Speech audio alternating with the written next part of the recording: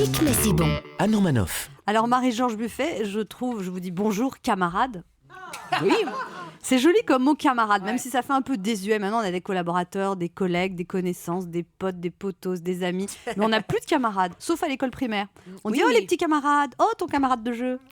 Non, mais camarades, oui. Mais je trouve qu'en ce moment, on n'ose plus employer un certain nombre de mots. On ne parle plus des ouvriers ou des ouvrières.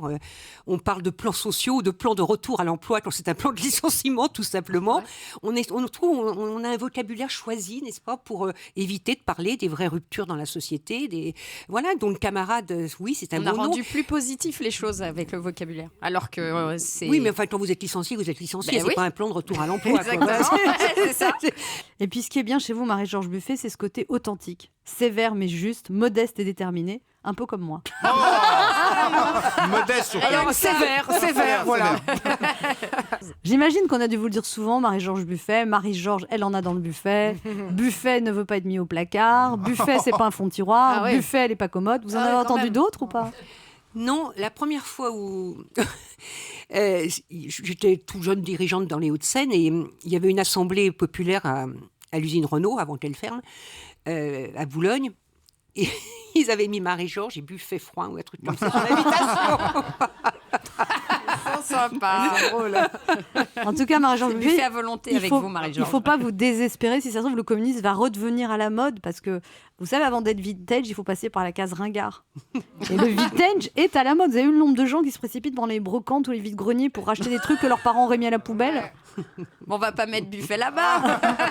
Et alors, ça vous fait quoi, Marie-Georges Buffet, de savoir que la plupart des jeunes pensent aujourd'hui que Marx, c'est un attaquant du PSG ou un cuisinier? Mais contrairement à ce que vous pensez, il y a dans la jeunesse un retour à ça. À ça, oui. Alors de façon parfois, pour moi, un peu trop idéologique, donc parfois un peu fermé. Hein. Un rapport au marxisme qui est parfois un peu trop littéraire à mon goût, mais enfin... donc des jeunes intellectuels qui reviennent, vers le parti peut-être parce que la société appelle aussi à ça. L'état du monde est quand même un appel à faire bouger les choses. Donc peut-être qu'on va avoir un retour, peut-être pas par le Parti communiste, la question n'est pas là, c'est pas l'existence d'un parti en soi, mais peut-être que l'idée du partage, l'idée de la mise en commun, l'idée de l'égalité, de la solidarité, peut-être va repartir, comme si on était arrivé au fond de la piscine et qu'on remontait. Voilà, qu'il faut repartir. Ça a été une fierté, Marie-Georges Buffet, d'accéder à la tête de ce parti dont vous avez été membre depuis l'âge de 20 ans? J'ai été la première femme à diriger le Parti communiste français. Ça, c'est une fierté? Oui, c'est une fierté sur la place des femmes dans ce parti, puis la place des femmes dans la société. Donc, plus on aura de femmes qui seront dans les lieux de pouvoir, quels qu'ils soient, plus peut-être elles contribueront à avoir une autre vision de Qu'est-ce qu'il faudrait faire pour qu'il y ait plus de femmes en politique, Marie-Georges Buffet? Il faut imposer la parité partout. Faut l'imposer. Oui, regardez dans les conseils municipaux, dans les conseils régionaux, même maintenant dans les conseils départementaux, on a autant d'hommes comme femmes. Petit à petit, elles prennent place dans les exécutifs, ce qui n'était pas le cas auparavant. On a plus de femmes maires aujourd'hui qu'avant. Donc il faut une assemblée nationale qui soit élue à la proportionnelle, avec un scrutin sur liste, et donc il faut que les femmes rentrent massivement dans l'assemblée. Mais est-ce qu'il y a vraiment autant de femmes qui désirent ce pouvoir, ce métier, s'engager dans la politique? Il y en a autant que d'hommes? C'est vous qui dites ça? Non, mais vraiment. elle est folle. Non, c'est une vraie question. C'est vous qui dites ça. Non, mais attention, tu vas te faire buter. Non, mais par exemple, dans le milieu des ingénieurs, il y aura toujours plus d'hommes que de femmes. Parce que c'est une question de goût, d'envie, non? Non, c'est une question de comment, dès le collège, on encourage les filles à aller vers une filière ou vers une autre. Mais vous savez très bien, Marie-Georges Buffet, qu'en politique, il faut faire des réunions le soir, que quand les femmes commencent à avoir des vies de famille, il y a quand même des sacrifices terribles elles n'ont pas de mari. Non, ça c'est vrai. Non, mais écoutez, je suis d'accord. Là, vous me prenez sur un truc qui me fait un peu mal. Je me rappelle, j'étais maire adjointe aux affaires sociales et j'avais fini ma permanence dans la mairie à l'époque, à Châtenay-Malabry. Il devait être 19h passées.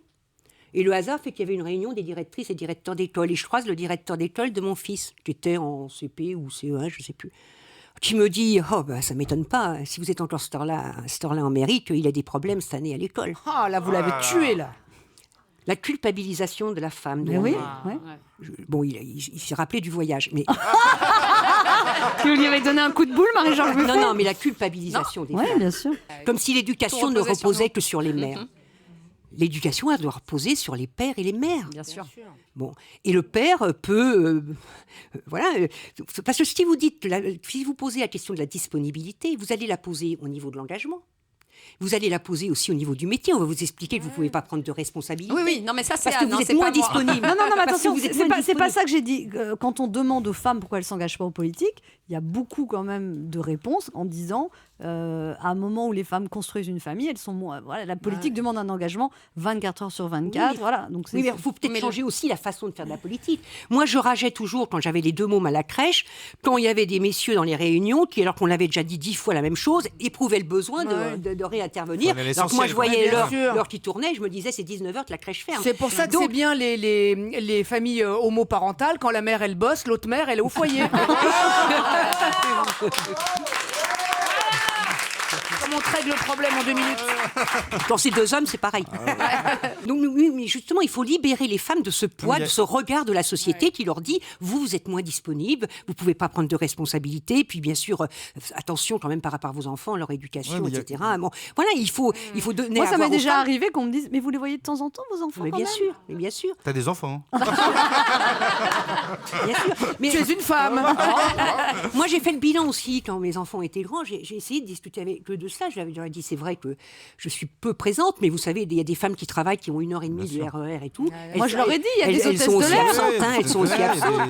Mais d'un autre côté, est-ce qu'on leur apporte pas aussi quelque chose? Le fait qu'on sorte, soit pour aller travailler, soit pour un engagement, on revient aussi avec d'autres choses. Donc, je pense qu'il y a aussi un apport de la mère ou du père, parce que justement, il travaille, parce qu'il est engagé, qui fait que ça peut aussi enrichir le contact qu'ils ont avec leurs enfants. Tout à fait. Bravo. Alors, on a l'impression, parfois, Marie-Georges Buffet, que Jean-Luc Mélenchon a fait une OPA sur le Parti communiste, c'est vrai? Moi, j'espère vraiment que cette campagne de 2017 va nous permettre de recréer cet espoir avec la France insoumise. Les partis ont leur place. Moi, je ne suis pas quelqu'un qui critique les partis en tant que tels. Les partis, c'est un des instruments de la démocratie. Mais il faut aussi savoir, des fois, que ces partis se dépassent eux-mêmes pour créer quelque chose de neuf. De nouveau. Vous sentez ça en ce moment, Marie-Georges Buffet, une soif de nouveauté, en fait? Oui, mais pas de nouveauté du style Macron, c'est-à-dire, je dis je suis moderne, alors il faut que tout le monde pense que je suis moderne. Non, la nouveauté Mélenchon, c'est l'hologramme. Non, mais une nouveauté au niveau du retour aux idées. C'est de la nostalgie, c'est pas de la nouveauté. Non, mais non, c'est pas les idées. Ne l'énerve pas, attention. C'est pas possible, celle-là. Mais les idées, c'est de la nostalgie, vous vous rendez compte? On dirait Sarkozy qui parle de la princesse de Clèves. mais non. Depuis mais après, vous vous étonnez qu'on prenne pas plus de filles dans l'équipe. mais regardez. Non, mais dès que j'entends retour, évidemment, pour moi, à quoi se résume la vie politique? J'entendais encore ce matin les chroniqueurs, etc. Est-ce qu'on va atteindre les 3% de déficit public? Alors ça, c'est vraiment un projet de société. Voilà. Mais ça veut rien dire, ça ne sert à rien, cette affaire de 3% de déficit. Oui, pardon. On s'en fout. On n'y est pour rien. Non, mais franchement, vous énervez pas. Un homme, une femme politique devrait se dire ça. Ça, c'est la technique, ça. Bon. Qu'est-ce que je veux comme société? Qu'est-ce que je veux comme Europe? Voilà. Quels sont mes projets? Quels sont les rapports entre les individus que je vais favoriser? Comment je vais gérer demain les grandes entreprises publiques? Comment je vais assurer les droits? Et après, on va aller chercher l'argent. Oui. Ça, c'est pas compliqué. Oui. Ça, c'est pas compliqué. Europe 1, ça pique, mais c'est bon. Ça pique, mais c'est bon. Anne Romanoff.